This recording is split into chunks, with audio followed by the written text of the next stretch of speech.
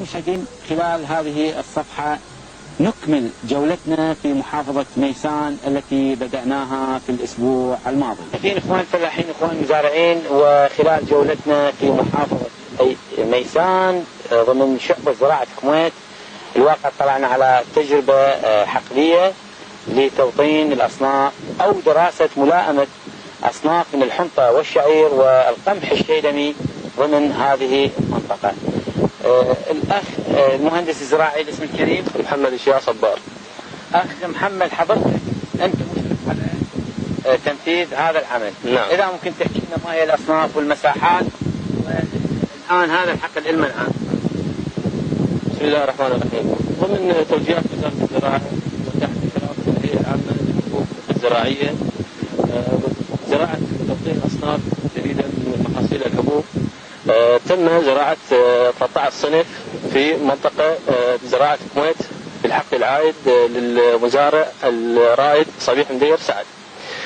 توزعت هذه الأصناف بواقع 2 دونم لكل صنف، إجمالي المساحة 26 دونم. تم إجراء كافة العمليات الزراعية من حراثة وتنعيم وتسوية وفق الطرق الحديثة. كمية البذور كانت 33 كيلوغرام بالدونم. بالنسبة للحنطة والشعير تم استخدام كافة الأسمدة السماد المركب خلال عملية الحراثة للمساعدة في خلط دقائق التربة مع حبوبات السماد وللتخلص من بذور الأغلال. واستخدمنا الدفعة الأولى من سماد اليوريا. حالة المحصول نشاهد حالة جيدة، وحققنا تقريبا نسبة إنبات تجاوزت 90%. طيب الأصناف اللي زرعتوها؟ أصناف الحنطة التموز 2 وتموز 3 والشيلمي 131، إباء 95، إباء 99، ومكسباك ولطيفية. وأصناف الشعير شعاع و7 نيسان وأمل وسمير وصنف ورضوان. طيب كيف تتابعون عملكم في دراسة حالة هذه المكررات؟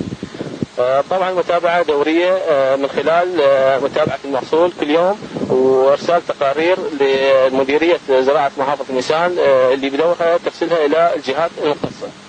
المهندس الزراعي محمد الشيا، سؤال اخير، ما هي الملاحظات اللي جمعت عند حضرتك عن الاصناف المزروعة او المحاصيل وملائمتها او نجاحها لحد الان؟ مثل ما ذكرت نسبة الانبات تكاد تكون جيدة في كل الاصناف، لكن نلاحظ تفوق واضح لمحصول القمح الشيلمي. شكرا جزيلا ونتمنى لك الخير والموفقية. اخوان الفلاحين، اخواني المزارعين، من المعلوم ان مؤشرات ايجابية قد حصلت في إنتاج محصول القطن كما ونوعا خلال الموسم الماضي. وزارة الزراعة وضعت خطة لتنفيذ زراعة